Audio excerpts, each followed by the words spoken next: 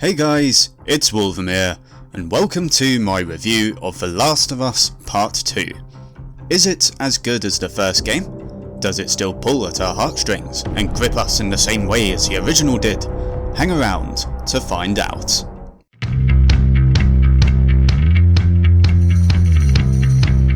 The Last of Us Part 2 is a game that had a lot of hype to live up to, and for good reason. The original was an absolute masterpiece, with a great story, combat, awesome environments, and characters we loved so much, and much of this is still here. Going into this, I couldn't wait to get back to the characters that the original had made us love. Is this gonna be a thing? Please don't let it be a thing. Look at me! I'm on a motherfucking dinosaur! Whoa, what are you doing? Don't jump. Just climb down. And see where the story was going to take Joel and Ellie after the events of the original. However, the series decides to make an incredibly bold move early in the game's narrative, which is sure to divide a lot of fans. The game is a straight up continuation of the story, taking part several years after the events of the first game. However, after a brief intro sequence controlling Joel, the main character in the first game, we take control of Ellie, and soon after, the narrative takes its bold move I mentioned before, that I won't spoil here. Nonetheless, these events trigger the main story arc of the game, as we follow Ellie in what is essentially a story of vengeance between her and the game's other main character, newcomer Abby. The game is essentially split into two halves, where in the first half, we follow Ellie's side of the story over the course of 3 days, and then at a climactic point in the narrative, the story shifts focus, and we relive the 3 days from Abby's perspective instead. Now, from a gameplay perspective, this is a really cool choice the developers made, as though the core mechanics of the game remain the same. Both Ellie and Abby have subtle differences in the way they play that set them apart from each other. Both get different skill trees, different weapons that they find, and different items that they can craft, which I think is pretty cool. Ellie feels like she's got better gear and skills suited to stealth and laying traps, where Abby is much more blunt, with access to more health and weapons and items with more stopping power for direct conflicts. On the subject of gameplay, it is largely the same game that you played in the original. The hand-to-hand combat looks and feels as good as ever. The stealth sections are tense, and the shootouts action-packed and adrenaline-filled. There are a couple of new enemy types to look out for as well, like these bloated infected called Shamblers, who expel acidic gas when close or after being killed, as well as dogs employed by some of the human enemies, who will track you down and sniff you out of cover. The crafting system is still here, with the ability to craft med packs, useful items, and ammo on the fly from items scavenged from your environment. Weapon upgrades return as well, enabling you to increase damage, stability, and even add things like scopes to certain weapons. The crafting system is as well implemented as ever, and it encourages you to fully explore your environment to find supplies, and in doing so, you also stumble upon notes and other collectibles, which further flesh out the world around you. There are also various chase sequences, where you end up having to run from hordes of infected, or enemy soldiers, and these make for heart-pounding moments, where a wrong turn can end in your death. Fucking go! Oh no! Shit! Here we go!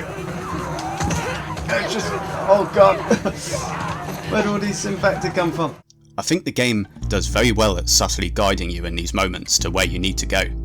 Indeed, the game does this very well throughout the game as well, through clever use of the environment and lighting.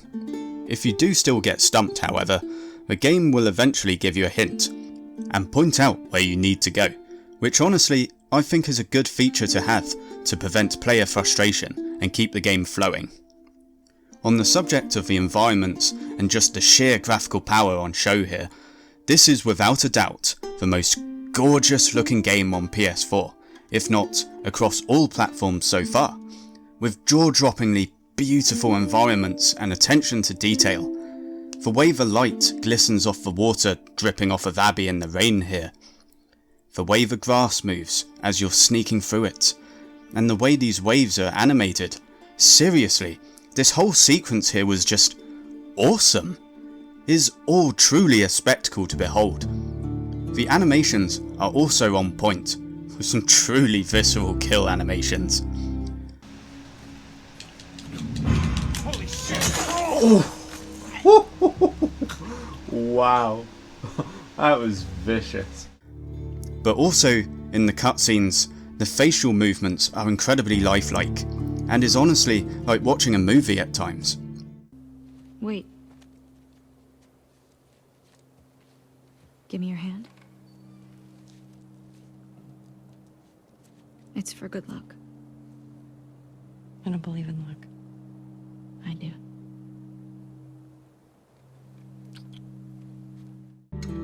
Despite everything this game does right, there are some flaws which hold this game back, in my opinion, from being as great as the original. The game does very little to innovate the series' formula, though this is a minor issue when the formula was already so good in the first place. However, the companion AI is also just laughably bad at times. There you go, see, we snuck past them. Oh god, come on, Dina, come on. Dina. Wait, what? Surely. Oh no, we've got to help her out. Right. I really didn't want to do this. This is a waste. Dina, this is all your fault. All your fault. I take it back. The AI is still useless. Which is annoying compared with how good it is in the enemy AI. Enemies will communicate with each other to flank you or flush you out of cover, as well as track you down, and while this is really cool, it's annoying when your AI companion is just watching you get slaughtered by infected, or otherwise holding you back. Ah, no. Shit. This could be it. This could be the rat. Oh no. God damn it. No. A lot of the main issues with this game, however, are to do with the narrative and the flow of it at times. One of the main problems I think this game has that will divide fans the most is the move away from the characters that the developers made us all fall in love with in the original. The truth is that everyone loves Joel and Ellie, and we were all eager to be back with these two again. However, Joel essentially becomes a background character for Ellie, and we only get to spend half the game or so with Ellie herself. Instead, there is a significant focus on Abby and her story, and it's just really not what people were here for. Couple this with the fact that the way Abby is presented to us with the events of the start of the game, it very quickly leads towards instant hatred of her character, which the narrative then tries so desperately to make us empathise with and like her instead.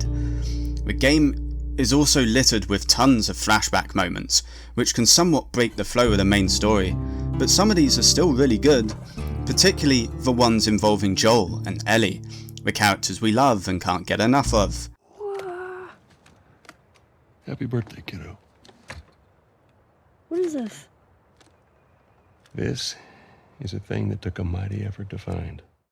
Whereas the ones involving Abby, though they're supposed to be heartwarming too, for me, I just simply didn't care as much as I did for the ones involving Joel and Ellie.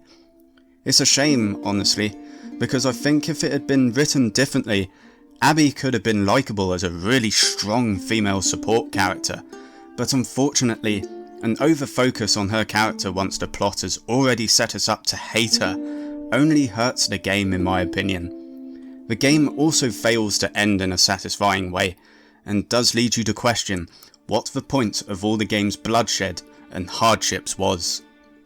And finally we move on to my score. It's a hard one to place, honestly, but I feel that The Last of Us Part 2 gets an 8 out of 10. I really do want to give this game a higher score, but I think the flaws in the game's narrative, coupled with a lack of innovation in gameplay, leads to the game to fall a bit short of the originals. Though having said this, the game is still a blast to play, and full of heart-racing moments and cool gameplay aspects. It is also undeniably one of the best looking games I have ever seen, and I think, while this game is certainly worth your time and money, just don't expect the same level of satisfaction that there was from the original. Phew, and there we go. There was a lot to cover in this review, and it was hard to do so while avoiding major spoilers. Will you be getting the game? Or if you've already completed it, what do you think? Do you agree with the score? Let me know in the comments below, as I'd love to hear your thoughts as well. As always, if you found this video helpful, do be sure to leave this video a like and subscribe for more videos like this every week. This has been Wolvermere, and until next time, my good fellows and fellowettes, stay cool, stay safe, and keep on gaming.